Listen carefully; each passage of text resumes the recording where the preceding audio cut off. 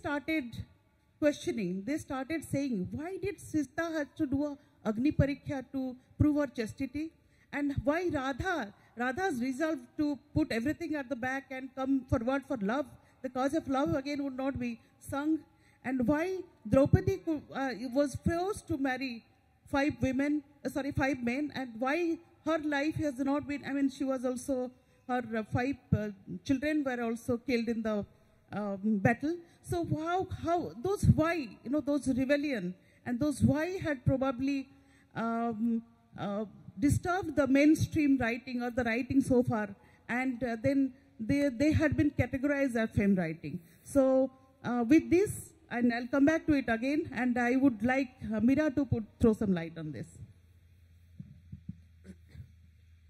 I don't buy the argument that we don't need femme writing, we need only transgender writing. I don't buy that argument. Because my argument is that man is an attitude and woman is a condition. It's a what? Condition. When man is an attitude and woman is a condition, whoever writes comes under these 2 categories. You can't escape that. Because it's like, it's what Simone de Beauvoir said. When women write when our intention is not to snatch power from men. What we want is to destroy the notion of the power. മലയാളത്തിൽ പറഞ്ഞാൽ പുരുഷൻ എന്ന് പറയുന്നത് ഒരു മനോഭാവവും സ്ത്രീ എന്ന് പറയുന്നത് ഒരവസ്ഥയുമാണ്. സിമോൺ ദി ബൂവെ പറഞ്ഞത് ഫെമിനിസത്തിൻ്റെ ലക്ഷ്യം പുരുഷൻ്റെ അധികാരം പിടിച്ചെടുക്കുക എന്നുള്ളതല്ല, ആ അധികാരം എന്ന ആശയത്തെ ഇല്ലാതാക്കുക എന്നാണ്. അധികാരം ഇന്ന് നിലനിൽക്കുന്ന തരം അധികാരം ഇല്ലാതാക്കുക എന്നതാണ് അവസ്ഥ. അതുകൊണ്ട് തന്നെ ഫെമിനിസ്റ്റ് റൈറ്റിംഗ് ഇല്ലാതെ പറ്റില്ല. You can call it by any name, transgender or femme or anything. The whole thing comes under 2 categories. Written writings by people who want to destroy the notion of the power on one side and who enjoy the privileges of the power on the other side. It's not about some individual men or women. Well, probably when women started to raise their voices, they are in their own way, their anger, their agony, their ecstasies, their pleasure, their pain, their abandonment, and what they think and what they could express, and their intelligence, probably that has created a furor among the writers or the readers at the time, or the critics, and they straitjacketed as feminine writing. I also agree with you, Mira, and I don't agree with the fact that there could be something like a feminine writing. We don't say it is a masculine writing when the man is writing it. So, but is our society been ready to accept that what a woman is writing, her voice? Fame writing, I do not understand what exactly is fame writing, but since FEM is there, so probably it could be both. Both like feminine and feminist. And there is that is the reason I said what is a feminine. I mean, what is gender? If they are very the thrust is on gender because they talked about the gender of the word. So probably I mean gender of any word or any feeling or any writing is acquired from what we express in. I mean who and how the writer is expressing, the poet is expressing. So I exactly do not know. I mean, nobody has told me what do they mean. So since feminism or feministic has been the talk of the time, all the time, I mean, as I told from time, quite some time, from my mother's time also, I believed that probably that is what they mean. I probably lost the thread of the question I was just going to ask you. So what is your take on this subject? Oh, I'm just going to pass this mic back and forth. A while ago, there was this Guardian article that's quoted, I think either V.S. Naipaul or Salman Rushdie, one of those old men, saying that he could always tell when a book was by a woman, and he always felt those books were inferior. Just to summarize vaguely. And then the Guardian ran a quiz saying, can you tell which of these were written by women? And you know, I don't think anyone could. So it's not like it's not like you write with your uterus. It's not like your books have like the female body all over them. That being said, I think being a woman does inform everything we write. I think we can't take away the fact that we are women from the fact that we are writers. I think being a woman is an intrinsic part of my writing process anyway, because there are things that are important to me and there are things that I want to share that only come from my gender. Very well said. In fact, I was once again wanted to take the cue from what Naipaul has said, that he could know. Yeah, he could know that it's a writing by women, but how can it be inferior? Who told him that inferior? It is inferior. Which is inferior and which is superior? Who is he? Who is the one person to judge it? And, right in India and all over the world, we have seen such beautiful production from women, writers who are women. One of them is sitting beside me, and you all know her because she writes in your own language. Yeah, thank you. So how could you say that writing is inferior, superior, or how could you say that this is a writing by a man or a woman? Probably there is something, as Meenakshi said, that there is a woman inside the writing she has, and all of us has for that matter. And when the counterpart, a man is writing about something, he is there. And being a person also, my convictions, my ideas, my beliefs go into the writing. So being a woman, my beliefs, my convictions of an issue will naturally get into my writing. What is your views on that? No, Paromita Meenakshi, I disagree with you, because when I am writing, I don't think I am either a man or a woman. I'm not. I cannot be a woman while I'm writing. You can call that transgender or transcending gender. No, I can't. I am a genderless person while I am writing. But of course, that notion of power, I experience the denial of or the experience of privileges enjoyed by one particular group around me, of course it disturbs me while I'm writing. It disturbs me because I'm a genderless person, I'm an objective person while I'm writing. So I disagree that maybe you are internalizing or you are assimilating or you are expressing the experience as a woman in the outside world. But when I am writing, I want to be an ekshi. I'm an ekshi and I want to drink blood from whoever want to hurt the underprivileged, the nature, everything. So I am a genderless person while I'm writing. And when you say that writing, while you were talking, I was reminded of one experience I had when my first short story was published in Malayalam. Actually, it was published without my knowledge, so I was really worried and nervous when it came out. It came out in Mathrubhumi only. So the first story published by Mathrubhumi without my knowledge, that was an unedited story, and I was really worried and nervous about how the reception would be. Then I got a mail from one of my colleagues, a very young colleague. He's also a writer, working in some other unit. I was working as a journalist that time. So I got this email, in which he had written, I don't read stories written by women. മലയാളത്തിൽ പറഞ്ഞാൽ ഞാൻ ഈ പെണ്ണുങ്ങൾ എഴുതുന്ന കഥയൊന്നും വായിക്കാറില്ല. അടുക്കളയിൽ ആരംഭിച്ച് വരാന്തയിൽ അവസാനിക്കുന്ന കഥകളാണ് പെണ്ണുങ്ങൾ എഴുതാറ്. ഈ അഭിപ്രായമുള്ള ഒരുപാട് ആണെഴുത്തുകാരന്മാരും നമ്മുടെ നാട്ടിലുണ്ട്, ആൺ വായനക്കാരന്മാരും നമ്മുടെ നാട്ടിലുണ്ട്, പെൺ വായനക്കാരികളും ഉണ്ട് എന്ന് ഞാൻ സമ്മതിക്കുന്നു. So what he said was, I don't read stories written by women because all those stories start in the kitchen and end in the veranda. There's nothing new. It was kind of insulting the all women writers in the world, no? Because when man writes about a bedroom experience or his experience inside the home, it becomes a universal experience. When women write about it, it is kind of delegated as something is very womanly, no? It's women issue, yeah. It's just a woman's issue.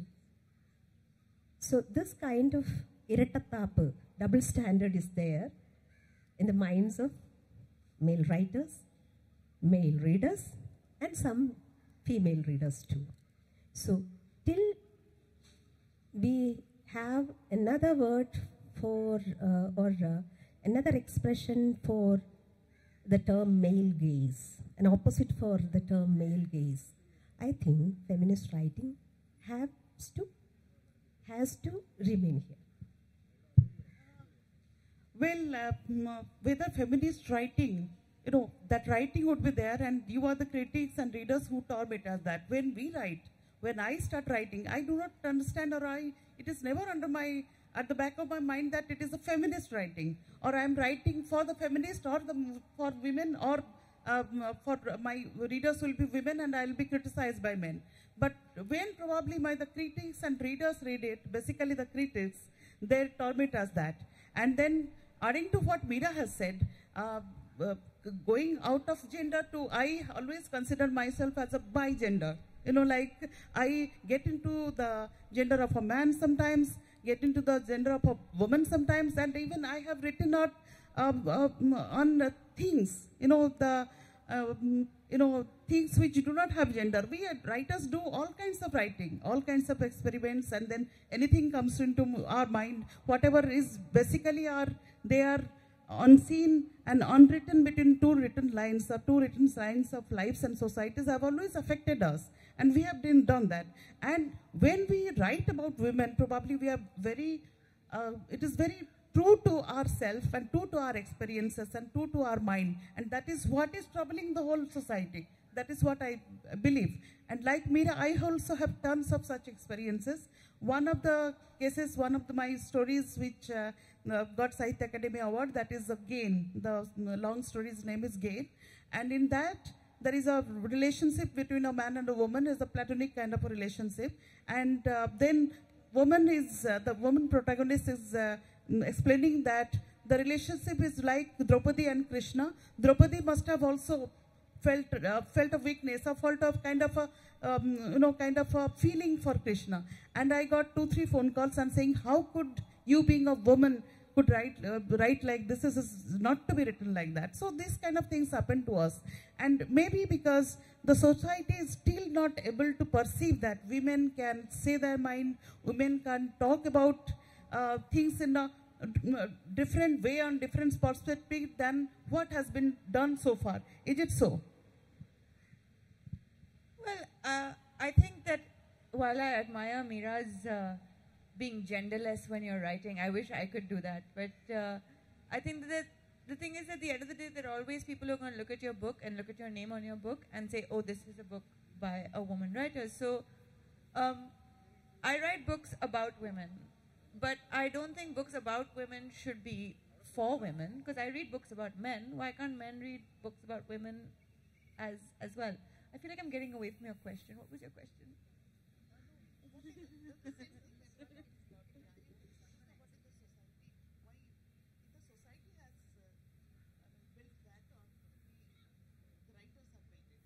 I mean, there has been, if you think of even Jane Austen in her time, she was dismissed as this writing for women, and she only writes about drawing rooms and stuff. But imagine how much social commentary she gave from within those drawing rooms. So even if you dismiss it as just drawing room fiction, you are learning so much about a society that you're not reading in any other writer. You're learning about the economics of marriage, you're learning about how people live. And Jane Austen has endured over the years because people realize that there are politics and revolutions to be had in drawing rooms as well, which was for a very long time a domain for the woman. And so I don't know why we have to keep having this argument about whether women's writing is just women's writing and what place it has in the world, when it's been proven conclusively over and over again that it is a very important part of life. Well, now just just taking it to find out the genesis of this kind of things. So we believe that the writer is a creator, basically an entrepreneur who tries to create something new. And the writer is a rebel, even if it is a woman or being a man also. So the man as a rebel can write something and it will be considered as a normal writing. So when a woman rebels and she writes something, why it is to be called as feminist writing? Why? First of all, I want to agree with Meenakshi's words that about Jane Austen. Because I truly believe that if you want to study the history of a society or the working of a society, all you have to do is to study how its women live. അതായത് ഒരു സമൂഹത്തെ മനസ്സിലാക്കണമെങ്കിൽ, ഒരു സമൂഹത്തെ പഠിക്കണമെങ്കിൽ ഏറ്റവും എളുപ്പം ചെയ്യാവുന്നത് ആ സമൂഹത്തിലെ സ്ത്രീകളുടെ അവസ്ഥ എന്താണെന്ന് പഠിക്കുകയാണ്. അവിടുത്തെ സ്ത്രീകൾ എത്രത്തോളം പഠിക്കുന്നു, അവരെന്ത് ജോലി ചെയ്യുന്നു, അവരെന്ത് വസ്ത്രം ധരിക്കുന്നു, അവരെങ്ങനെ യാത്ര ചെയ്യുന്നു, അവർ ഒറ്റയ്ക്ക് ജീവിക്കാൻ എത്രമാത്രം പര്യാപ്തതയുള്ളവരാണ്. ഇത്രയും പഠിച്ചു കഴിഞ്ഞാൽ അവരുടെ സാമ്പത്തിക സ്ഥിതി എന്താണ്, ഇത്രയും പഠിച്ചു കഴിഞ്ഞാൽ ആ സമൂഹത്തെപ്പറ്റി നമുക്കെല്ലാം മനസ്സിലാവും. അതിൻ്റെ ചരിത്രം, അതിൻ്റെ ഭൂമിശാസ്ത്രം, അതിൻ്റെ സാമ്പത്തിക ശാസ്ത്രം. So if you want to study about any particular society, just study. You just find out how the women of that society live. So that point again. So when you come to, and I want to share one more experience of mine. That when my first book was released, there was an interesting observation on it. That there was a program in a TV, and I was watching that program when 3 critics were reviewing the books by 3 then young writers. So the person who has reviewed my book gave me this compliment that the greatest feature of this book is that even if you don't have the byline on it, you can't understand who wrote the stories, a man or a woman.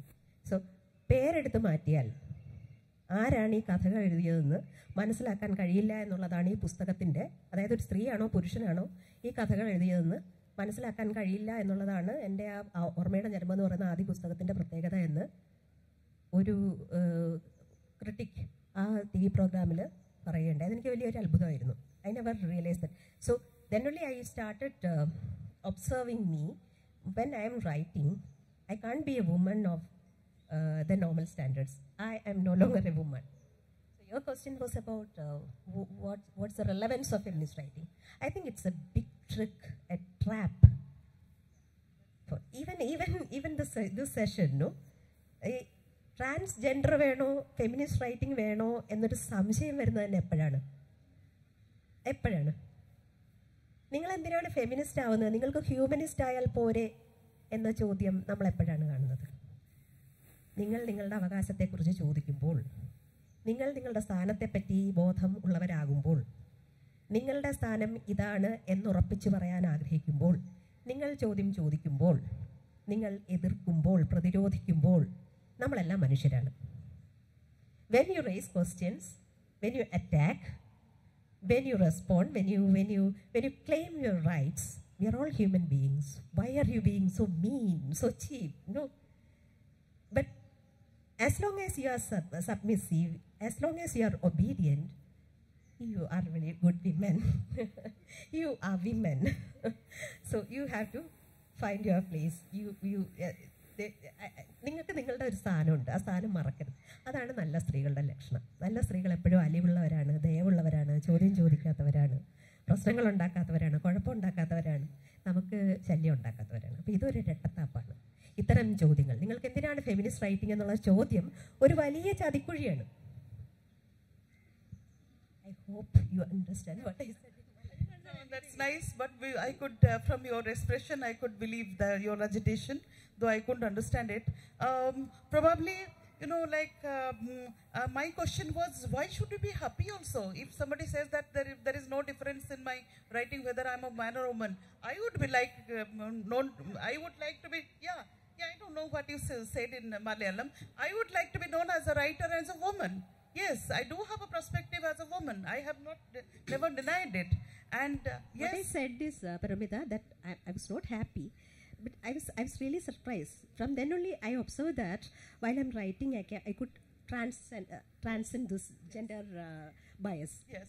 Yeah, and then coming to this rebel thing, probably what they have found out, I mean, I was just discussing so far why this genesis of feministic writing. Probably what they have found out in our writing is probably a rebel. I'm not saying about myself, but yes, we have tried to break the stereotypes. I will just give you a small example of another story of mine in which the protagonist is a singer, a woman and a singer, and she is basically singing bhajans, bhakti sangeets, but it just happened that she thought that there are so many other songs and songs of our, from our very good poets, then why not I sing those songs? Then she started singing a song which is also a Riti Yug song of a very great poet of Odisha. I'm very sure around that time, all over the country, there are Riti Yug poets writing on the theme of love between Radha and Krishna. So she sang a song of Radha's desire and love for Krishna. And I'm talking about my story. And her husband was sitting on the first line of the audience, and he tells her that how could you sing such a song when I'm sitting there and I was so ashamed. You should have sung those bhajans and all. And then she goes back home and she was very sad. She was just, singing it again and again in the bathroom and was thinking, what has happened? Then she remembers a poet friend of hers, a woman, and she has once shared with her that her husband tells her that whatever you write, please don't write love poems. I will feel very embarrassed if you write love poems. And then she remembers her mother. Her mother says, at the time of marriage, you are taking those harmonium and tanpura. Will your husband agree to your singing? Then she says, why should he not? He always likes me singing and he knows that I have a good voice. Then why do I not do it? Then she narrates her experience. She was also very keen to sing. She had also carried her harmonium and tanpura when she got married. But her husband once told her that there is a phrase in Sanskrit, Kachit Ganavati Sati, that a woman who is singing, a woman who is an artist, a woman who is creative cannot be faithful to her husband. Probably the rebels, the writers who are women have broken such stereotypes, and that is why they have been called as, their writing has been called as feminist writing. What is your take on that? Well, it is true, I think, that it's hard to give 100% of yourself to your household when you want to be a writer, which is a reason I've decided not to have children, because I feel like as a woman, I would be the primary caretaker for these kids, and that just takes away from my writing. And why should I give like 50% to kids and 50% to writing when neither my mothering is not going to be any good, my writing is not going to be any good? So I feel like it's a decision that I had to make, but I feel like a decision I had to make only because I am a woman. That being said, unlike the two of you, I write in English, and I write what they call commercial fiction. And a long time ago, when my first book came out, I was having these major fights with my publisher because they kept saying chick lit, chick lit, chick lit, chick lit. And I'm like, how often can you call my book chick lit? It's not. Just because there's a female character and she has a life doesn't mean that you can just automatically say that this is chick lit. And what is chick lit anyway? Any book written by a woman about relationships is automatically given a pink cover and high-heeled shoes, and they just classify it on the shelves. And to this day, I continue to have this argument with people because they keep introducing me as, oh, this is Meenakshi, she writes chick lit. And I'm like, no, that's not true. I actually write about real issues that happen to women just because, take that book, Gachar Gochar. Has anyone here read Gachar Gochar? No?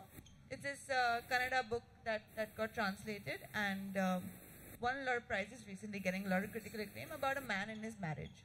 I'm thinking, if a woman has written this book, I don't think there would have been that much like New York Times and like all these discussions and stuff. It's a very good book, don't get me wrong. I just think the fact that there's a male's name on the cover makes so much of a difference in the way it's treated around the world and in the press as well.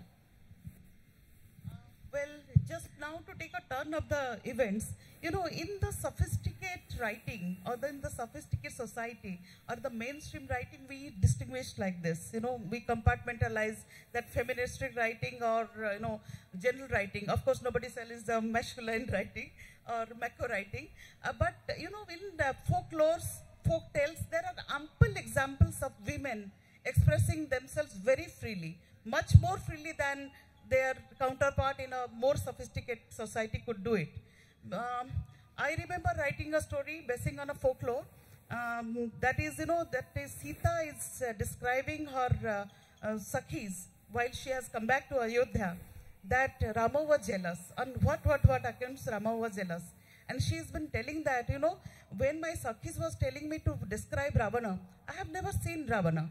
But I told them that I have never seen him. And then they insisted, no, you had been there with him for such a long time. You must have got a glimpse of it. Then she started remembering and said, okay, once in that, on the water of the sea, while I have been carried in the Puspak Viman, I just saw a brownish kind of figure, hues and with a golden crown and some red color of dhoti kind of thing. And then when in Ashok Van, he scolded me and he was just going out. And I just glanced at him.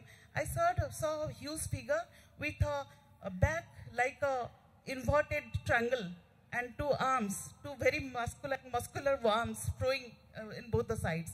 And lo and behold, at that particular time, in that big hall where they were talking, Sita and her friends, and then there is in the doorway there is a shadow, and the shadow was Rama's, and Rama was shouting, "Where is Ravana? Where is Ravana?" And this I had collected from folklore. So folklore and folk tales. Even we have folklores when women want to be kings, not queens, not consorts of kings. Kings, they want power. That Maipi Raja, this is in my own language, that a woman wants to be a king. So many folklores are there, so interesting folktales and folklores where women have given such kind of... themselves. Because under global white supremacy, we also internalize a lot of those racist ideas and a lot of those archetypes in terms of what job you can do, how you speak, where you live, what kind of music you listen to, how you walk into a store, where your hands are. It's a very hypersensitive existence, and it sucks. So I just care that you find peace within yourself and within your existence, and that just being is enough. I don't have to be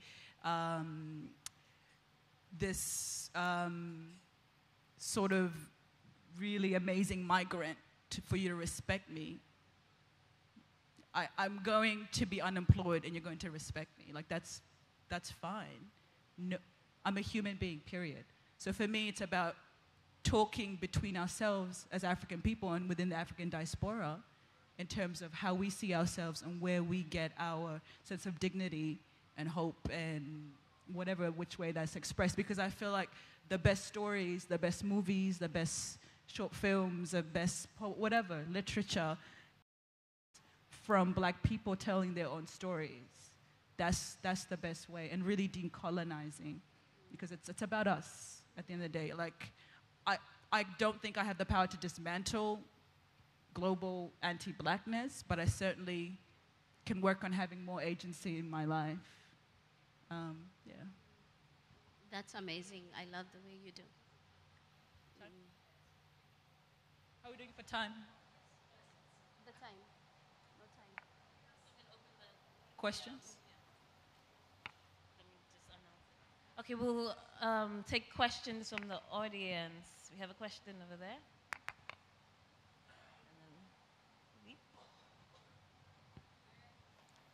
Good evening. Am I audible? Yes. Yeah. So my question is, how big a role has media? And by that I mean both visual media as well as literature. So how big a role has media played in bringing forward the new African women. Because like you, ma'am, you said, in Hollywood movies, we have this stereotypical representation of African women, that sassy friend. And when you come to literature, there are many parts which, due to lack of education, does not have a good access to it. So what role do you think has media played in bringing forward the new African women? I think I'll start quickly with the example that Bigao gave, like Insecure, YouTube, new media especially. I think the internet has changed things a lot for me. I'll speak personally. Seeing this young woman deal with life in the same way I did, that changed everything, because that was something I didn't see when I went to the cinemas. With literature, slowly, in school, you were given a certain set of, the canon, quote unquote. And once I started reading for myself, I read Toni Morrison, I read Alice Walker. I began to see myself. So for a long time, I could see myself in literature. So I wasn't lost that way. But now, even younger people are writing, and it's so amazing. There's so many names. There's Chimamanda Ngozi Adichie, whom everybody probably knows. There are girls like Akweke Amazing from Nigeria, from Ghana, Nana Buhaman. So many women who are writing, and you read and you see yourself. And people are using the internet. People are writing short stories. Twitter is amazing. People are being expressive. Black Twitter is a thing. And we're not waiting to sit around. And with movies, there's the Black Panther movie coming out, and Black people are taking ownership of their stories. And I think it's a fantastic time to be alive, and seeing myself in media now. It's difficult. We still don't have the Hollywood numbers and power, but the internet is an amazing tool because you can reach so many people. So from my experience, it's a really exciting time, and we are telling our own stories. So yeah, I hope that answers it. I'll quickly add, I think we're not waiting for Western validation anymore, and that's really awesome. Like, if I want to jump on YouTube, look at ways to do my hair or what to put in my hair, and it's a woman in Haiti or Brazil or the US or Australia or South Africa or Botswana, it's really changed, yeah. And Nollywood. For me also, I would say that media has played a very big role in shaping how I see the world, because I get to read other African writers and I'm inspired. I get to watch Nollywood movies and I see Africans owning their stories. I look around and I see books that are so inspiring, poems that are speaking of the African woman, and this is so inspiring and motivating.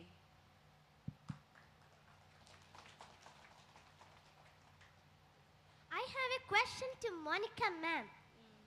How do male writers write about African women? Pardon, come again? How do male writers write about African women? Oh, that's a good question. African male writers, or from all over the world, specifically? Africa. Oh yeah, they talk, they do write about the strength of the African woman. The male writers, the ancient ones, used to be so patriarchal, and they would just put the woman on the back burner. But right now, they are bringing out the qualities of the woman. I have another answer to that. There's a really old love song from Africa. It was set in Egypt in about 2000 BC. It's called a love poem, and it's a man and a woman speaking. It was probably authored by a man, but it's so beautiful because the lovers speak to each other, and they're talking about each other's virtues, each other's good points. And at the end, their voices sort of come together, and you don't know where the man is and where the woman is anymore. And it's so uplifting. And this was on the African continent 2,000 years ago, before a lot of invasions took over and changed the way Africans see themselves and the way the rest of the world sees Africa. But also, right now, there was a debate, and some African writers do not know how to write about African women. It's very body. They write about the African woman's body without giving her a brain. And there was a debate on the internet not so long ago about a book that did really, really well, but wasn't so positive to women. And nobody was addressing that. Nobody was talking about that. So there's still work to be done. Men, African writers need to learn how to write about women in all their complex ways, because we're not just about bodies. Yeah. I think I should also build on that because I have a slightly different view from Kenya. Because there's this man known as Ngugi wa Thiong'o. If you read his books, he talks beautifully of the African woman. So I have a slightly, just a little bit different, and I think it differs from country to country. So you cannot just largely say that the African man says this about the African woman, because some of them will portray her as someone who should stay in the back burners. But then there are some others who want to bring her to the front.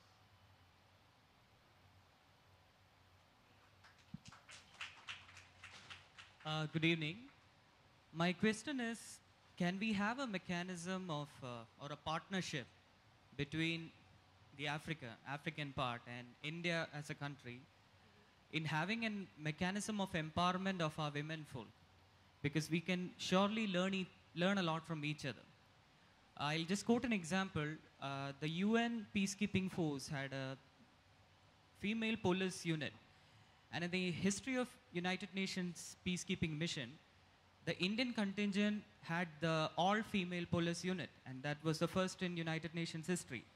And they served in the war-torn nation of Liberia. Now this contingent became an inspiration for women in Liberia to actually participate in the nation-building process of Liberia by joining the police force of their country. So using mechanisms like that, maybe using examples like that, we too have a lot to learn from Africa. So can we build a mechanism in the future or a partnership where we can empower the African woman and the Indian woman? Thank you.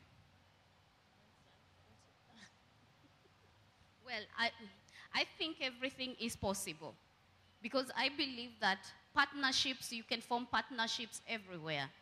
It depends on who you want to form your partnerships with. And as you said, like to empower the African woman, I want to correct that. Because you've just portrayed the African woman so weak. No, just saying. So we both need to empower each other. Like I believe that the same life that the Indian woman has been living, the African woman can relate to that. It does not mean that because I live in Africa and because someone else lives in India, it is so different. Quite, no, it's not different. And by sharing our experiences, and I believe by being here, I'm empowering someone. I'm motivating someone to come out of her cocoon and fight for her own space. Because the only thing we need as women is to own up our stories, live in our lanes, and just be ourselves.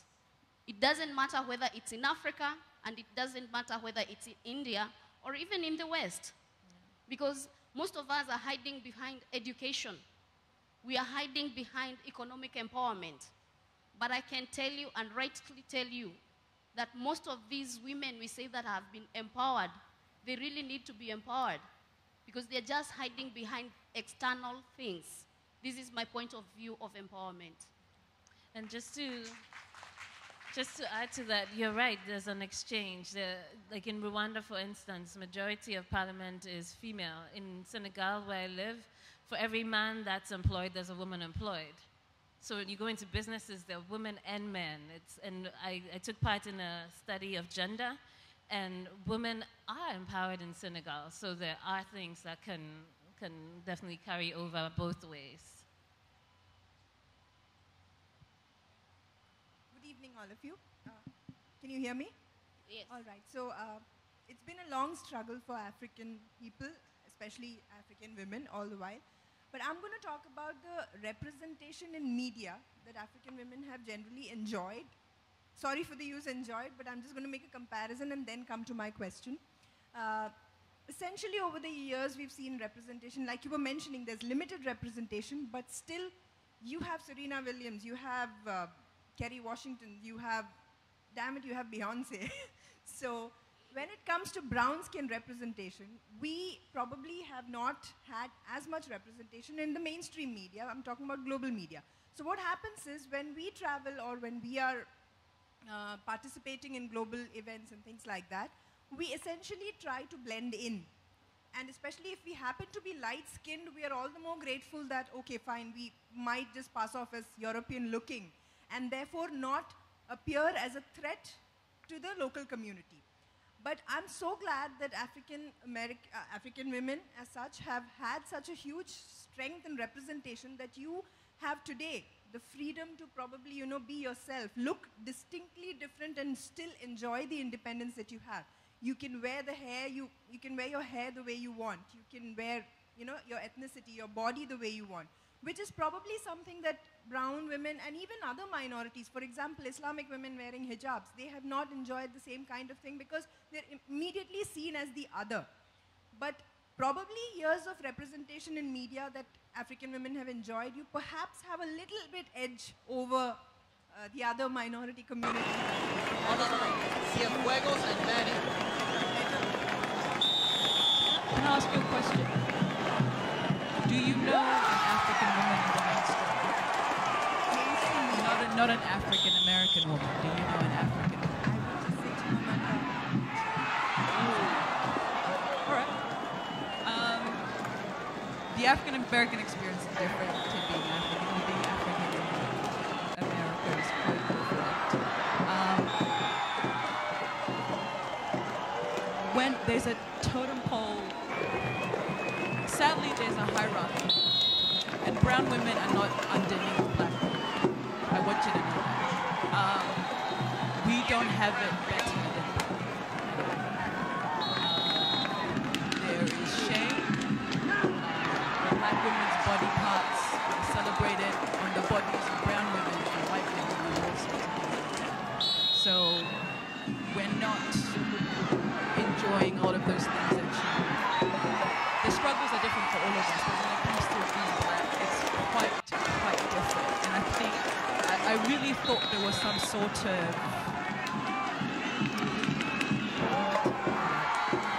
solidarity between non-white people, and then it really came to me that being black is a whole nother struggle on top of being woman or whatever the case might be. So we're not in the mainstream, we're not getting a lot of those things that we feel we are. Perhaps African American women and those women that you talked about, like Beyonce, does not look like the average woman on the continent, and she's an entertainer. That's a very, I wouldn't say it's a very good example of the average, you say that's the average brown woman, like, it's not an African or Indian, that is like Beyonce, right? So where it comes to Serena Williams, she's been called all sorts of names. Her body is shamed. She's had other female European players mock her on the court, put tennis balls beneath their skirts as a tennis ball, something. So they struggle in their industries very much, and they're rich and they're powerful. So imagine the average black woman who maybe has a shade like mine or yours. So I'm going to leave it at that. Even in the mainstream, I have friends who work in media. They can't wear their hair the way they want to. There is a look. The Beyonce look is not my look. It's not your look. So I think there's still a lot of work to be done. Good evening. Here is a question. It's interesting to argue that the mainstreamship of the marginalized. In Indian context, you know, my question is, in Indian context, even in India, you see the representation of Dalits in mainstream media is very meager. And even the represented in the mainstream media, sometimes they are victimized on the basis of humiliation. This is one aspect that we experience in India. And could you compare how do these structural rigidities in society that we have in India and the rest of the place, rest of your place, where is it possible to break those structural rigidities, which is comparable, you know, in the case of race? Is it comparable, or Indian context is much more rigid to break the structural barriers. That's one observation I like to get you from you people. Second is that I think it is very, very, very unfashionable now to talk about empowerment of women. Because people have lots of talked about, you know, we don't want empowerment, rather we want liberation. How do you comment on that? That's my question. Yeah. But what was the question was, is it possible for that to break free? Did I understand the question well? Was anyone? I mean, I think it might have been Toni Morrison maybe, and she says you have to be courageous enough to imagine a better future. And I was so inspired by that, because perhaps when we were under colonization, we didn't see the end.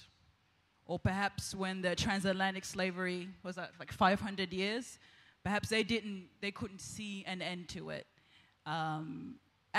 Global anti-blackness and racism, sometimes I struggle to see change and a better future. So I think we have to be courageous enough to imagine and work to a better future. So I think it's possible. And we have to be courageous enough to believe. Yeah. There was one more question, if we could just take this gentleman's question right here. Mike, anybody?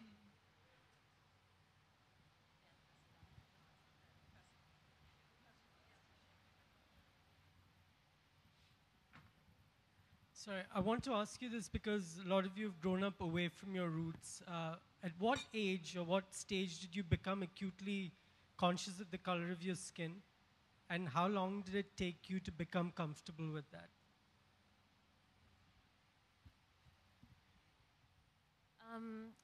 I've heard a lot of people say, I didn't realize I was black until I moved to the US. But in my case, maybe my awareness reached a certain height when I went to the US. But at home, people would say, wow, you're so black. Even at home in Ghana, from an early age, like, oh, yeah, you're not light-skinned, you're not fair. And you got told this. There's a lot of colorism that exists on the African continent. And from an early age, I was told this. But for some reason, it didn't bother me. I've always loved my color, and I've loved who I am. And there was a lot of skin bleaching in the 90s, but maybe it was the kind of upbringing I had. I was just proud of who I am. So it never bothered me, the color of my skin. I might have slightly... Because Sudanese are predominantly dark-skinned people, like where Ghanaians can really vary. So most people around me look like me, if I could be honest. And then when I went to Nairobi, it was a lot of, there's many, many shades of brown and black. Indian kids, you name it. So I've always been around diversity, and it's never been an issue on the continent. Moving to Melbourne, we were the first black, brown, anything in that school. I don't know, I was a very carefree child, so I don't remember feeling any type of way about my skin, but maybe adolescent age, I started to sort of, like see that people didn't look like me and so forth, but my family, they all looked like me, so I never felt sort of out of place or anything like that. Probably one of the biggest things might have been my hair, and knowing what to do with that, and being around a place that is telling you everything about you is wrong. What I mean that it could be simple as a shampoo, which completely strips your hair because it's made for Caucasian hair, and it does the opposite of what your hair needs. Simple things like that. Lotion, it just be like waxy and weird, like just little things like that. But then I found safety, cultural safety among other black women, among other brown women, among the Indians and Sri Lankan kids in my school and so forth. So I don't know if that answered it. For me, I think my view was, in my teenage years, I was going to act surprised if someone actually told me that black is beautiful. That's because all my life, I'm the only black person in my family. The others are light. And so even my mom, she used to call me Ducky. And I was made to feel ugly because of being black. Others used to call me a Sudanese. And for me, I took this as an insult. But then because of that, I got so tired of being compared to something dark. And now I usually act surprised when you tell me that black is not beautiful.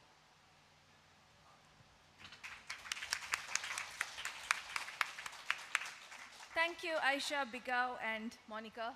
We hear you and we do understand you. And the fact that there are so many questions and probably will keep coming in shows that there is solidarity. It's not that we are very different from you, but there may be a slight differences in our similarities and similarities in our differences.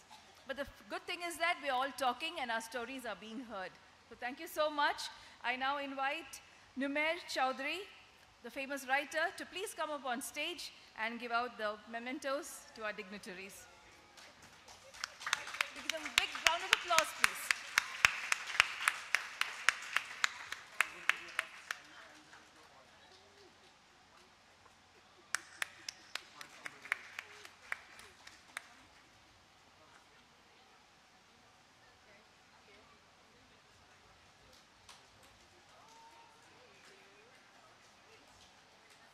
And see stories and who is doing what and where this money is being hidden. So a machine cleaned the data for him. So that's what Quill does.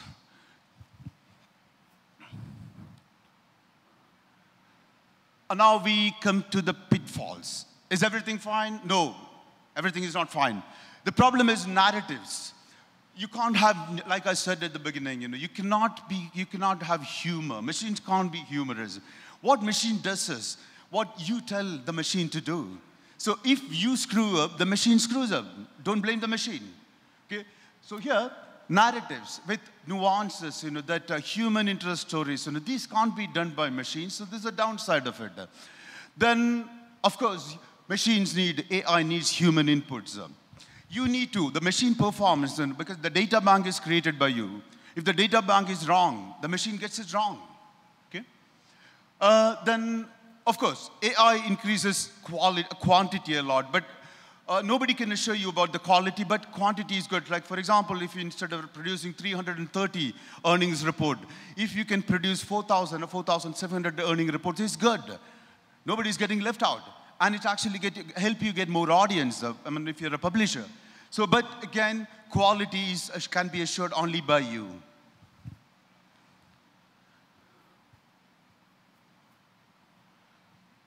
What do you think?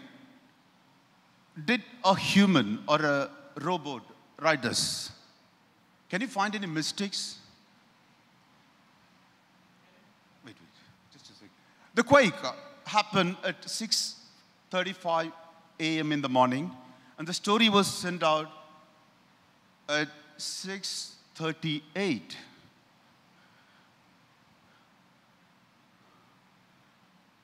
This is written by a machine. Now let's play a game. I'm going to ask you. You're going to tell me which is written by a robot and which is written by human. Can you just?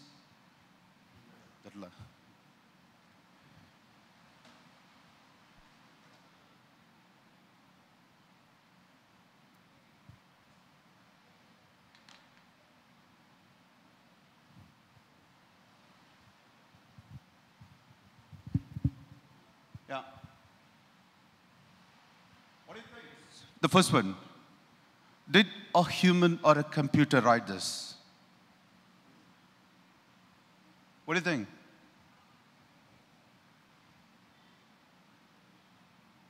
Computer? Can you click on computer, please? Yeah. Scroll down. Yeah. It's written by an algorithm.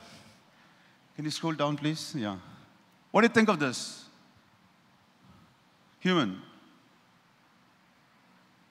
Yeah, it's written by a human, actually, yeah. What about this? It's a poem.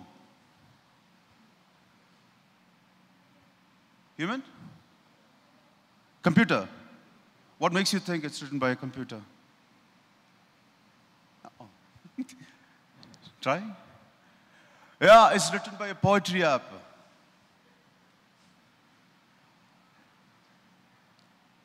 What about this?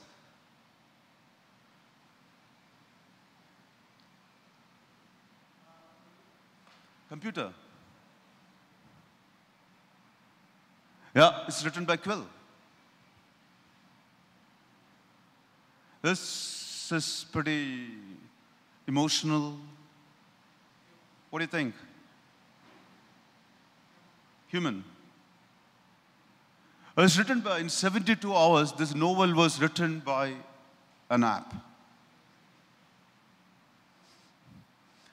What about this? Sports. Human.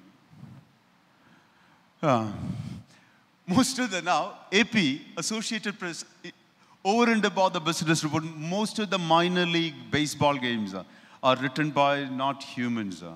You don't need humans to actually turn structured data into stories. It's done by both AP and writers. They are done by machines. The last one? No, this one?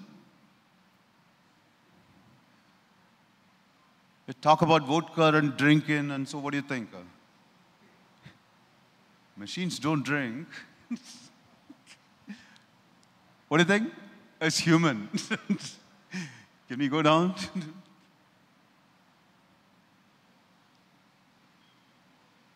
Human. Computer. Yeah. It's an auto-writing tool. So can you just scroll down? Where do we stand? We got only 4 out of 8 right. Like, yeah, it's actually higher than 24% of the users. So this is where we stand, guys. It's just a game. I know it's funny. But on a serious note, what we can do with this machine is, it's not going to replace humans. You know, my idea is what computers have been doing from the studies, from the proven evidence of AP and writers. What's been happening is it's freeing up journalists and who now can in turn invest a lot of time, and they're actually producing more stories, both the humans and machines. So look at the example from 330 earnings report and no college minor league games. It's gone up to all the minor league games and all the earning reports every quarter. 2, humans also, they improved their productivity by 30%. They also started producing more insightful, and they got a lot more time to investigate a lot of stories and with more insightful thing. Yeah. Here, I'm going to show you something we did with my students on, of course, it's a very rough, we did it in 5 minutes. This is what it takes, actually, to produce a chatbot. Here, on the day of the budget, we created a bot, which, with a lot of data, and is Modi talking to you. So we used it to be, and it can be distributed on WhatsApp, on Skype, or on Messenger. So you're familiar with, if you go to Messenger, look for Guardian, it's got an app. And Quartz has a beautiful app. So what it does is it talks to you, it types, you feel human. So here what we did was, here Narendra Modi talking, say Mitrom, we use that Modi's famous Mitrom, I am Modi ji. Then what you have to do is you reply to him by clicking hello. Yeah. See what happens. It's typing, Modi is typing. Hello, did you watch the budget today? So you have 2 answers here. Yes, I did, I didn't see. On the phone, you say, yes, I did, or whichever you want to answer. It's personalized for you. Okay? Yeah, please. Yeah, it's too bad. Okay? Would you like to do something about the budget? And see what happens. Yes. And what you get is, we divided the budget into 8 key sectors. Because again, we don't know, some of you might be interested in education, some of you are into sport, some of you may be interested in agriculture, infrastructure, development, blah, blah, blah. So let's say financial. What happened in financial? You get that information. See here? So what do you want? Database or infographics? Again, you have a choice. Click one of them, please. Database. Yeah, anyone. So you get a database of the highlights of how much money has been allotted to that particular sector.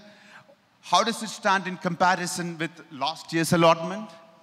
And who is going to benefit from this, according to Arun Jaitley? Or you get a database. So this bot can be created in less than 10 minutes. This was done during the budget. As soon as the speech was over, we just produced this. So imagine the interactivity, and this cannot be done by humans. You know, it's more interactive, and it's pretty serious business, it's budget. And you get the information at one glance, and you can actually go, like Quartz say anything else. Quartz asks you, if you just go further, anything else, and it gives you more information as and when you require. Okay? So these are some of the things which can be done just like this by anybody. You don't need to be an engineer. You don't need to be a rocket scientist. And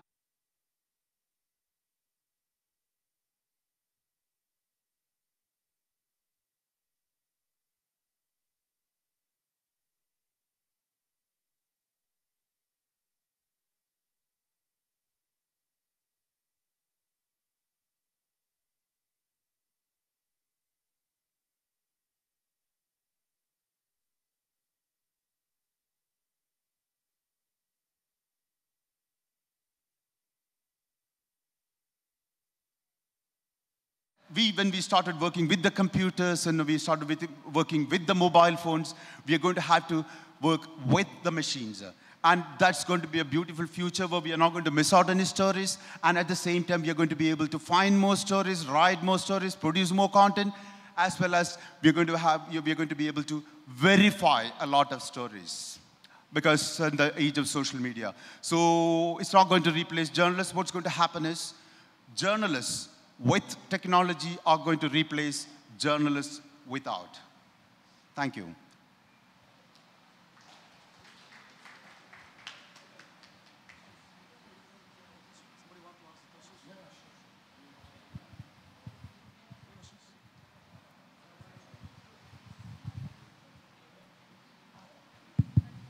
Good evening, sir. My question is how artificial intelligence is affecting the mass psychology. Is it positively or negatively?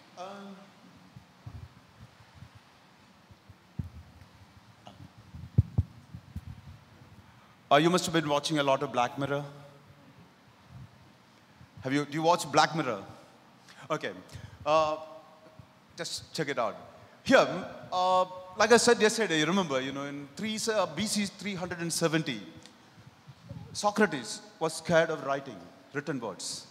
And he said that. At that point, I was teaching history at the London School of Economics. I also taught before that at Cambridge. So in many ways, it's a departure of form. But I've always been interested in issues of memory. So when I was doing research in history at Cambridge, I actually did research on memories of the Second World War. Yeah, so I interviewed lots of prisoners of the Japanese. These were people who were captured, so British and American people.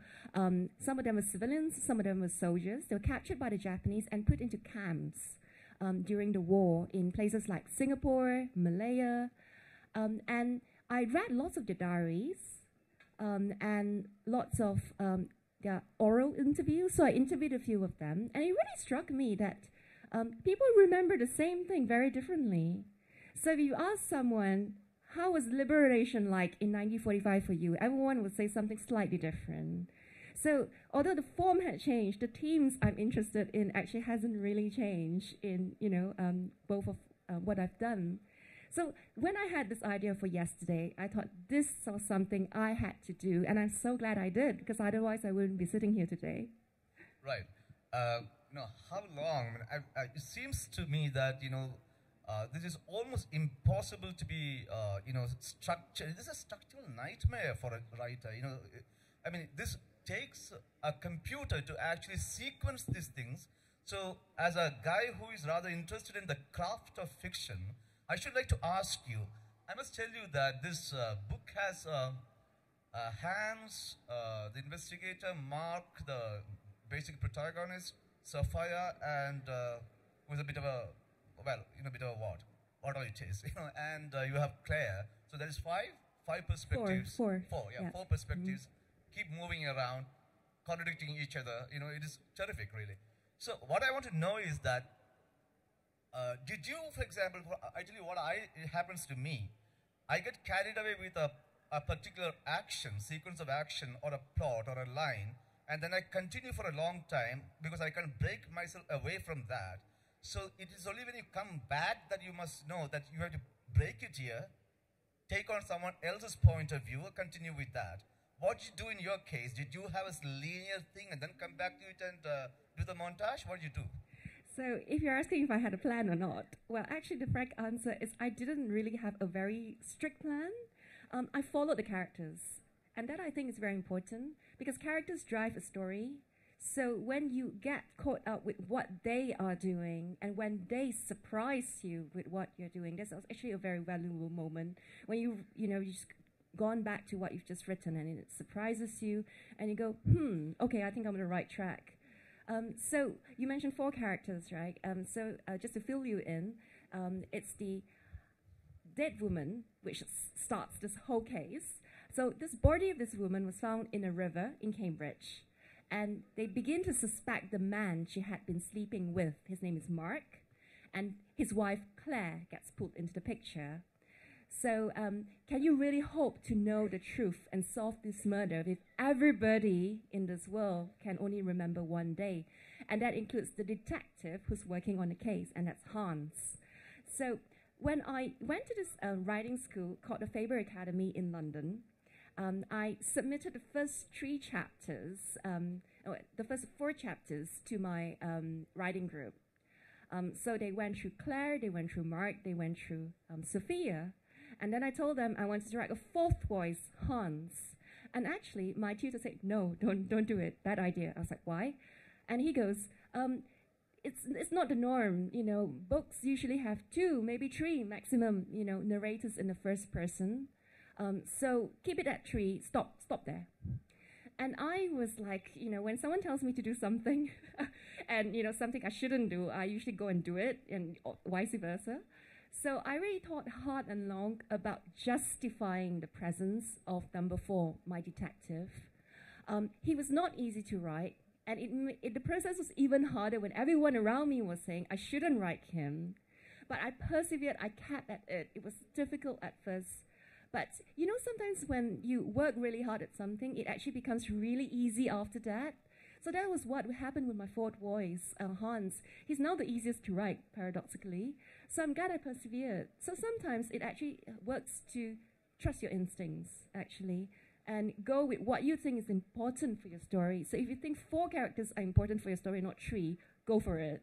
Yeah. Okay, one of the things I found out rather, against the normal conventions of writing, I am told, and I've been told this by several people, including editors who consider themselves top rate. Of course, they are not, but anyway. That you must not, who is saying this? They'll ask you a question, who is saying this? And I don't know who is saying this. I am saying it, of course, I am saying it, but I'm saying it to someone else, but that is not his voice or her voice, they will say. And I find that that is a bit of a disturbing aspect, not disturbing, it's a rather unconventional thing to do for the simple reason that the narrative voice for the 4 personalities or perspectives you are talking about is, there are similarities in the overlap, Do you think that is deliberate or you can't help it? With that, I wanted to explore one thing, which is how different people interpret the same thing in various ways. So that was one of the themes of this book, is that, what is truth? Is the past merely, what we choose to tell ourselves, the lies we prefer? So with that, I really wanted to explore this slippery nature of memory, how all of us, suffer from self-delusion in one way or another, because studies suggest that 80% of what everyone here today, remember about our past isn't actually what happened. It's usually what we prefer to remember that stays in our heads. So in yesterday, 4 different accounts of the truth was what I was really going for in the story. So in the world of yesterday, people write in diaries to keep track of what happened to them, so they wake up the next morning and read what they have written. But in yesterday, people also have to make this conscious decision as to what they should write in their diaries. And people would write completely different things of the same event. So that's what went into the book. So I was able to explore that theme through the perspectives of my characters. So that I thought was very, fun to do, actually, in many ways. Yeah, 2 questions which are not quite central to the book. I think both are related. 1, are you self-delusional? 2, do you commit murders in your mind? I think the answer to the first question, I think the frank answer is yes. I think we all are. We choose certain things to remember. Some things we don't want to remember because they're bad, they're sad. So we just bury them somewhere in the depths of our minds. But some happy things we keep with us. But the nuances of these things, the subtle nuances of these things, tend to be very preferential. So from that perspective, I have a very selective preferential memory. Yeah. And to your other question, yes, crime writers, people like me, we kill people in our heads all the time. It's our bread and butter, like murders. I struggle to think of a crime book without a murder in it, So someone always dies in a crime novel. And usually the person dies on the first page. That's the basic setup. So you have a crime, then you have someone's, it's someone's problems to solve it. Yeah. I must tell you, to take the audience into confidence, I must tell you that, the book got an explosive beginning, it is just beginning out with a bang. And it's a dangerous beginning because once you pop it like that, it means that you have to continue with that pace, which you have successfully done. Yeah, really, you have done that very well. Of course, you also confused me in the process, but there was no confusion in your mind, was there? No. In terms of keeping up the pace, I think that's also, why thrillers, hook readers. I think it's also important for thrillers to hook whoever's writing them. Because if you're not, interested in your own story, who else is going to be? So in terms of actually planning, I realized, because I traveled a lot, my fiance and I were on a race to visit 100 countries at some point. He got that first, so he won that battle. I'm now at country 125. You do this together or alone? Yeah, he's sitting here. Okay. So, we love traveling together, and he goes on lots of work trips. He's a developmental economist. So whenever he goes to exciting places like Central Asia, Kyrgyzstan, I go with him. So what I've realized from going to, so many places is that people kind of interested in the same issues. There are universal truths which preoccupy all of us, like love and hatred. And going back to what you said about the start of the book, it's really told from the perspective of someone who is bent on revenge. So Chapter 0 in Yesterday is about a woman who wants to take revenge because she's really, really angry. And for that for me, I think is important, because what is memory when connected to love and hatred? Does memory, the abundance of it, especially if you remember lots of bad things other people have done to us, does it make us more likely to hate others? There was another question, my book, I wanted to look at it. And on the flip side, does the lack of memory diminish our capacity for love? I was really interested in that question, and really, my book Yesterday is a love story at its core. Can you still hope to love someone if you only remember one day? Well, if this is love, what is violence? In the first place. That's why the murder happens, right? Yeah, that's right. Yeah, so the other question which I want to ask you is that, you have, she has done this tremendous job of actually doing a rather dystopic future, scenario, and kind of projected that into the past. So everybody tends to keep eye diaries in this book so that they do not completely forget the facts of the situations the day before. So everything is connected to their diodes and their, their diaries. Do you really think that a situation like this is probably a possibility in the, say, next 20 years? Well, actually, I think I really intended this book as a mirror to ourselves in many ways. So it's a mirror to how we ourselves love people, why we hate people, and also it's a mirror to our own increasing technological dependence. Really, all of us are so dependent on our smartphones these days. We use it for selfies. We use it to keep track of what happened to us, and studies suggest that paradoxically, this increasing reliance on technology, like on Google searches, on Wikipedia entries, is actually affecting our ability to remember. So because we're so reliant on these things, you just need to look it up. You have to remember it. So I think connected with that is, although these devices may be affecting our ability, we also begin to question whether what is on these devices is true or not. So this whole thing about fake news, right? What's a fake? What's a fact?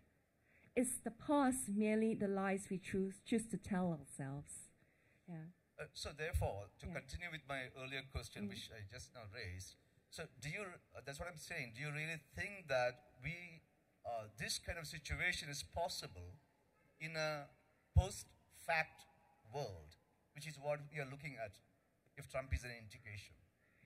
Well, I think it's possible in some ways that our world could slowly mirror in yesterday, where people actually remember less and less. I mean, that's a possibility. Who knows what may happen? I really hope it won't happen.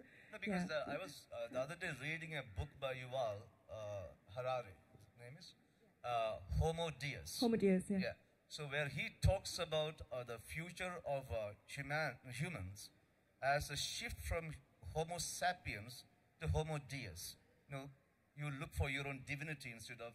So therefore, there's a shift from your so-called carbon-based memories into silicon-based memories. So you do not know, for example, how a siliconic future will look like and what it could be capable of. It could be capable of great mutations, for example. Now, so there is, for example, what he talks about algorithms and how the algorithms can take over the functions of memory, of your biodata, your health checkup. So you would rather rely on algorithms than your own self. And to a great extent, that seems to be happening here because there is a huge amount of, as you said, electronic dependence on electronic things. And that is and I was wondering whether your book actually would have been lesser if you had actually given them a little more, little more capable of memories, say a week's time maybe. Or did you kind of cut that thing so that the chase for the truth would, the pace would add up if you are going to do this against a very short timeline? Yes, so much of the action, in fact, almost the whole book takes place over the course of one day. So it's really a circadian novel. So I really wanted to be a ticking clock in this book because my detective, Hans, has to solve his case within a day while he can still remember.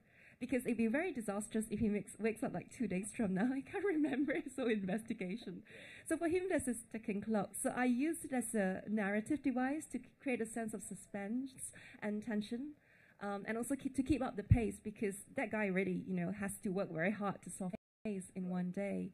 Actually, I just wanted to link that with the point you make earlier about, the world of yesterday mirroring our own world.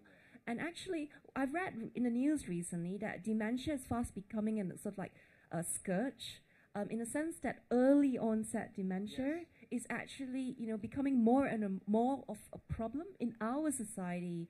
So in the past, maybe I have a typical example. Yeah, an example like 20, 30 years ago, most people who have been diagnosed with dementia or Alzheimer's were in their 60s. But these days, an increasing number of people in their 50s, in their 40s, and even their 30s have that condition. And in the world of yesterday, actually, the condition kicks in at the age of 20-something. for duos. So it's kind of really uncanny in some ways that our own world is actually kind of going in an alarming way. And there's a lot of, potential for a prospective Hollywood movie, which I'm sure you must have already signed, and you must be now quite rich. But no, you're not. All right. So it does work really well as a movie, doesn't it? I'm like, the twists and the turns and, the bleak Cambridge, winters and the great mansions and, kind of places against the Cambridge academic and, Cambridgeshire landscape.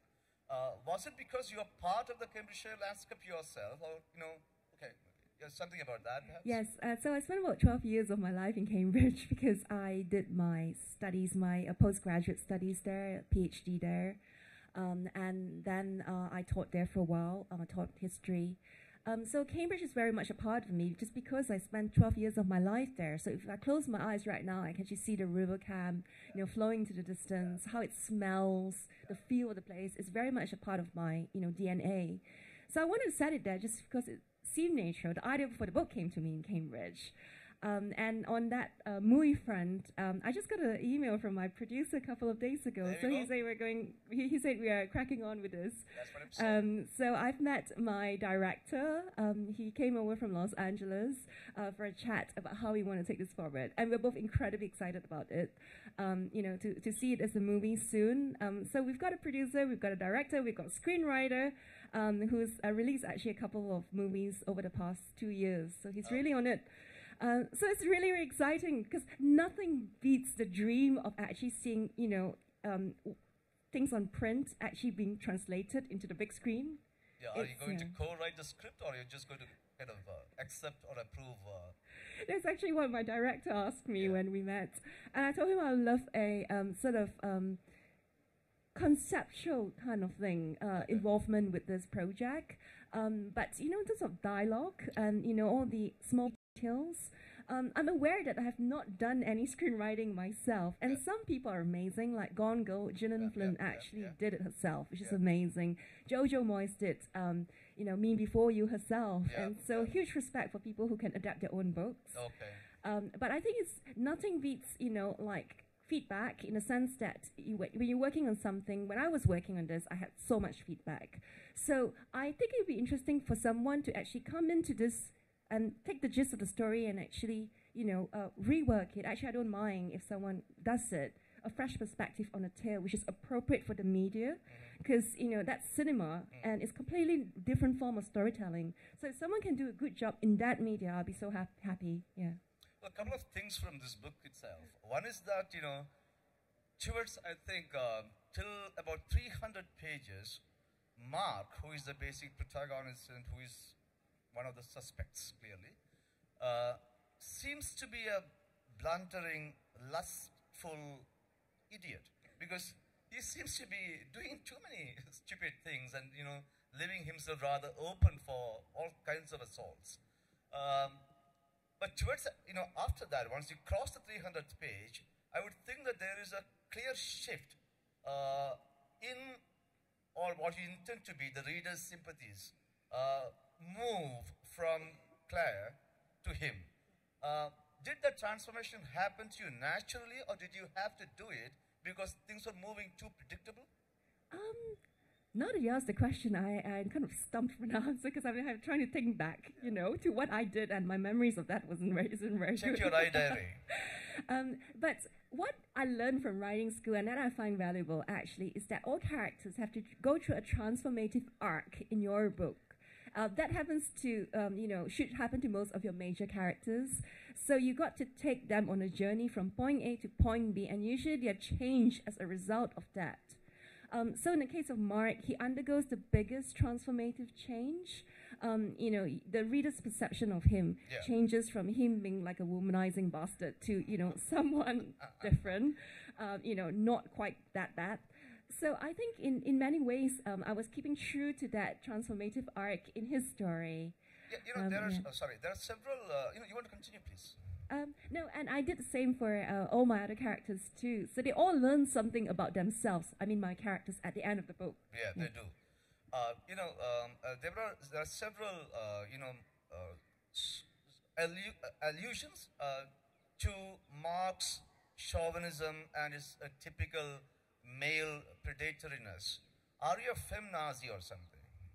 I don't think so. Well, not at a, I don't recall being that at the top of my head, unfortunately. My memory is really bad. Right. No, but in terms of theology or philosophy, which part of the horizon do you stand, which part of the spectrum do you occupy in terms of the binary world? Are you feminist? Are you a friendly, male-friendly guy, or just Alex-friendly? What's it?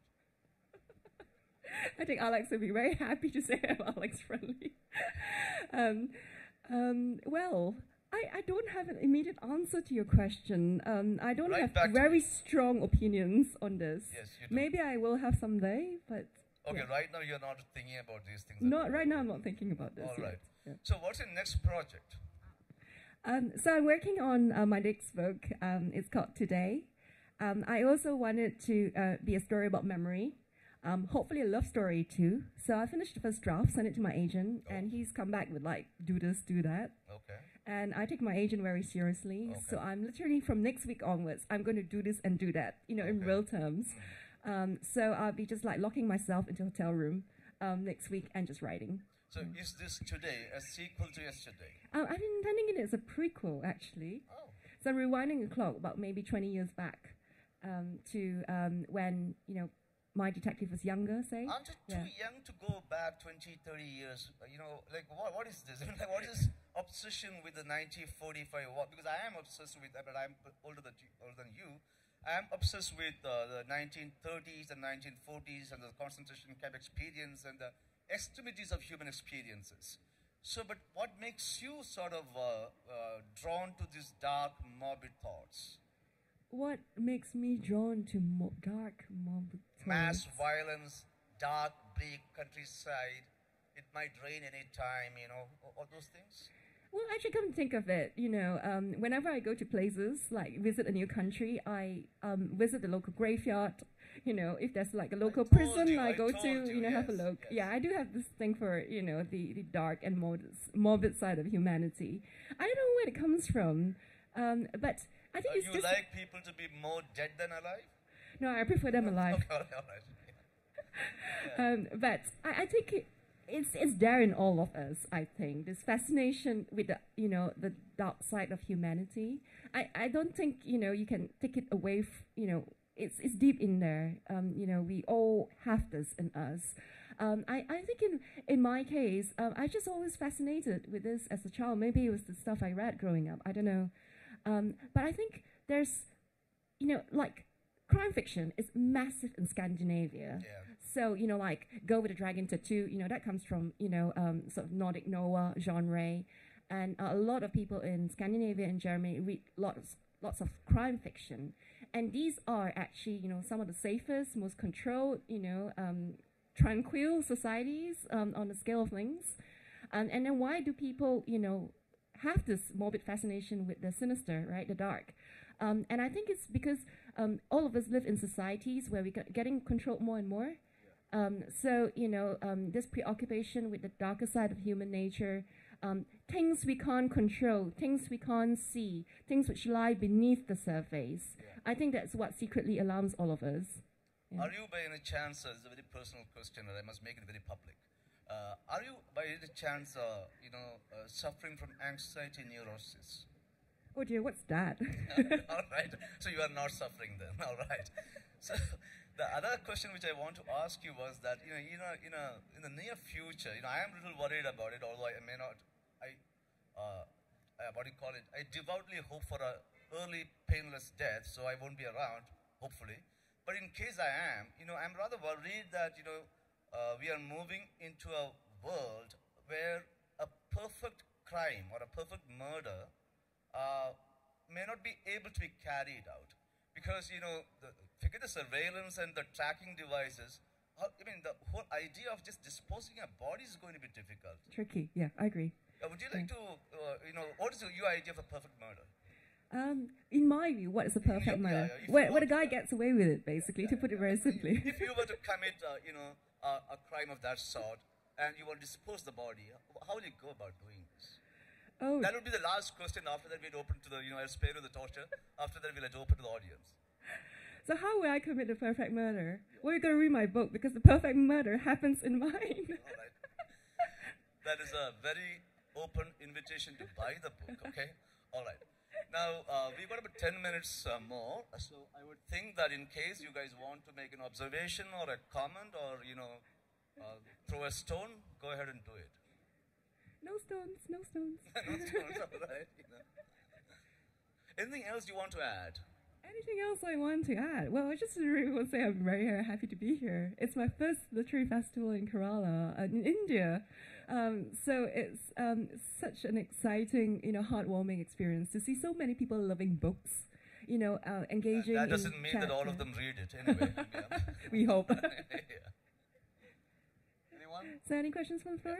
Yeah. You want a mic?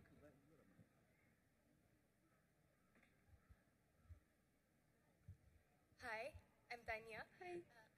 I really wonder why do you plan to write today as a prequel to yesterday? So the question is why? Yeah.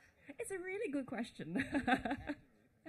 Well, actually, to be really honest, when my book yesterday sold at auction, all the publishers was saying to my agent, "What is she going to write next? Can you please tell us?" And my agent rallied that back to me. They say they're all asking, what you're going to write next. And I said, I don't know. I've just finished this one. Like, literally, I sent it to him, and he sent it out to publishers the next day. So to go from having just finished a book to being asked about your next one in the matter of just a few days was like a shock to the system. So I told my agent, I don't know what I'm going to write. So he said, okay, I will try to get a 2-book deal for you, but you got to send me something. I said, I have nothing to send. So he said, okay, let's sell it blind. So he basically told all the bidding publishers that she will deliver a second book, but no title, no synopsis, and that's my contract basically. So firstly, I have to write a second book because it's part of my contract. But I also got a lot of feedback from film, and these days, people like series. Think like Girl and the Dragon Tattoo. That's 3, right? That's Twilight 3. Yeah. Hunger Games 3. So people like continuity because it's like a brand. People recognize it. People want the next one. So that's why I was thinking of writing a 3-part thing. Yeah. So yesterday, today, maybe tomorrow, and maybe something set in the future. There's 3 books, for the third book. Yeah. Thank you. You're welcome. Yeah. Sabrina. Yeah.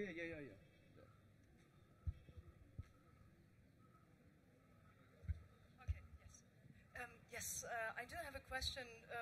Being an author myself, and I had written one book which was very successful, and then of course the pressure came, as you explained, to write a next book, and it had to be as successful. Have you experienced a writer's block? Or is there something that I should not talk about? Because then suddenly it comes. No, not at all. No, we all should talk about blocks because it happens to all writers. I mean, there's no easy thing, about being a writer. It's difficult. It's really, really not easy to be a writer. And actually, as I've discovered since getting published, that being a writer is a small part of being an author. Meaning you have to go around and talk about your book. You need to have the publicity side, to what you're doing. So going back to your question, yes, I would call it, in my case, ideas block or thinker's block. So there are days when I just would struggle for ideas. And actually, when you have an idea, at least in my case, the writing comes easy. It's about having an idea first about what you want to write. So I had moments of despair, but then I realized I write really well on the move. So when I'm on buses, trains, planes, or ferries, ideas come to me when I'm literally going on a journey. So to give you one example, the idea for the final series of twists in this book came to me when I was on a train between London and Winchester. So the series of twists at the end just unspooled in my head on that train, including the final killer twist at the end. It all came to me on that journey. So I remember getting off the train. I was so excited. I called Alex. I was like, Alex, I worked it out, how this book is going to end. It all came to me on a train. And it's partly the reason why one of my characters is called Anna Mae Winchester. That's the reason why. So there are ways of dealing with all sorts of blocks. It's just about finding what works for you. For me, it's about moving around, going for a walk. It may work for you too, but it may not. So it's about being very determined to find something that works for you, something also to help you solve your, problems of blockage, I would say. Yeah. Mike.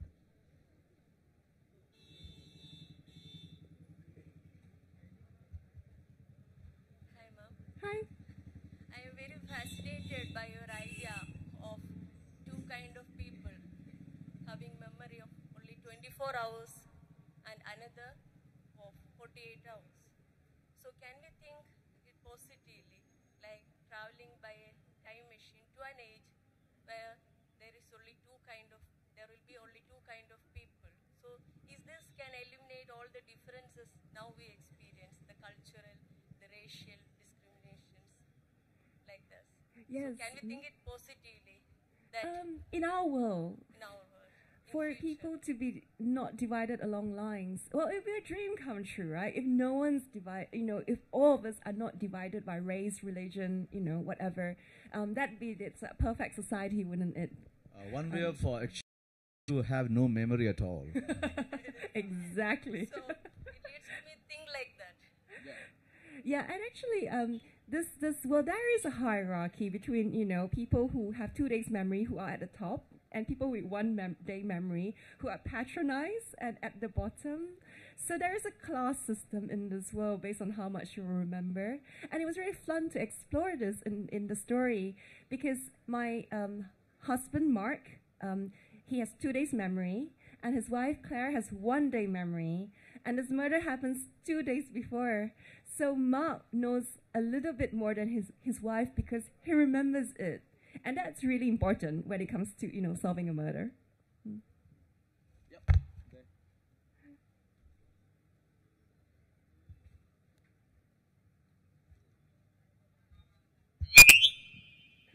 Hi, ma'am. Hi. See, you write. Someone is stepping over the wire. You write about crime fiction.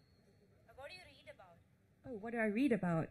In terms of genres? Yeah. I'm very omnivorous in my reading, so everything, basically. Thrillers. I get sent a lot of thrillers by my publisher these days, so I have a lot of thrillers in my to-read pile. But I strongly believe that you can only break the rules when you know what they are. So if you know the rules of each genre, you can go around breaking all of them, but you need to know what they are in the first place. So that's why it helps to read widely. Everything you can, ranging from literary fiction, crime fiction, women's fiction, just go for it, because it just makes you a stronger writer. So in my case, big literary influences, they include Kazuo Ishiguro. I really think he's amazing. He conveys so much, in an understated way, but, packs such a powerful punch. And his book, Never Let Me Go, really inspired me when I was writing this book, because it was all about a couple who stayed with each other for a very, very long time. And, he looks at why they have loved each other for so long. So I drew on that while writing my book.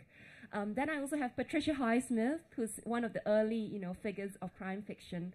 So the talented Mr. Ripley, which is completely different from Never Let Me Go, also influenced the writing of my, of yesterday, of this book. She creates really charismatic characters. And in the case of Patricia Highsmith, her murderer in that series of Ripley, he gets away with lots of killings, and yet the reader is supporting him. You're actually rooting for him, which is kind of interesting effect she manages to achieve in that book. So that helped me, try to create a detective, also a villain who the reader may potentially root for, or rather not dislike completely. So yeah, I enjoyed Patricia Highsmith. I also like F. Scott Fitzgerald, and his Tender is the Night, that book he wrote, also helped me develop this love triangle in the book. Yeah, so read as widely as you can. That's what I tried to as a child, and I still do. Just one more question. There's a novel called The Room. The Room. There's a novel called The Room. In that, all the events happen inside one locked room. So space is constrained in that novel. And in yours, time is limited through use of memory. So, is it a novel possible where both time and space are constrained? Ooh, such such a good question. I love the idea. You should write it. You should write a book where time and space is constrained. Yay! No, that's an excellent idea, actually. I was thinking of writing, but then I didn't know whether it would be good. So. Exactly. Now you have given the idea to her, you can forget Terrible. What my agent is really fond of saying is that in the best-selling fiction which like sells like multiple copies everywhere around the globe, it's usually a bridge between the familiar and the unfamiliar. So you need to start the reader from a point where the reader knows it's familiar territory, and then you take the story into unfamiliar ground. So it's finding this bridge, which is really, really tricky. So most of us understand what it's like to have the problem of no space, you know, what it's like to have the problem of no time. So that's a bridge, that's the familiarity. So if you can bridge two bridges at the same time with your time and space thing, that'd be really, really cool. So go for it. Anyone else? This is the last question. Hello. See, ma'am, I just wanted to ask one question. So, the theme of your book, it has got some resemblance to the movies of Alfred Hitchcock. So, like, I would like to ask you whether you have been influenced by Alfred Hitchcock or motivated by him to write this book. I read him a long, long time ago. That was like maybe when I was like 12 or 13 years old. And frankly speaking, I don't remember his books very well. So I like to think that some part of Hitchcock is right at the back of my head. Moreover, you studied in Cambridge. So, and even Hitchcock, he was also an Englishman. So I'm not sure if he went to Cambridge though. But I would say my influences mainly is of Highsmith, you know, that genre, and also it's of detective series, you know, canonical detective series, and also like classics like Agatha Christie. I love Agatha Christie, so I can say that, you know, when, you know, she sets up like all her characters really well, and you question all of them and their motives in turn. I think that's brilliant, and I definitely try to do that in my book. Yeah. I think we are through with this session. Thank you so much, Felicia. Thank you so much. Thank you, Alex, and thank you, the audience. Thank you. I just wanted to add that I carried 15 copies hardbacks from the UK in my bag, just because I thought that, you know, the copies may not reach in time. So these 15 hardbacks, this is the American edition, and this is the British edition, also sold in the Commonwealth. So if you like one of these, which I carried over myself, I'll be signing some of them in the bookshop right after this. Just drop by to say hi after this. Just go ahead and buy the books, and she will be very happily signing you. Yeah. Thank you. Thank you. Thank you so much for coming. Thank you. Thank you. So to give the mementos, we have with us Anupama Raju, who is a writer and a journalist, to distribute the mementos. Ma'am, please.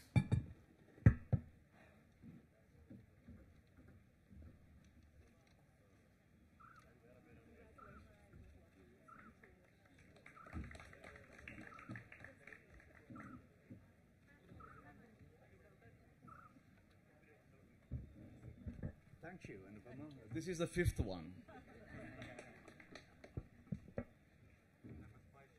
Yes. Should I help you?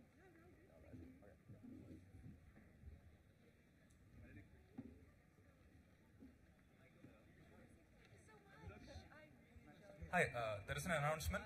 At 6 p.m., we have the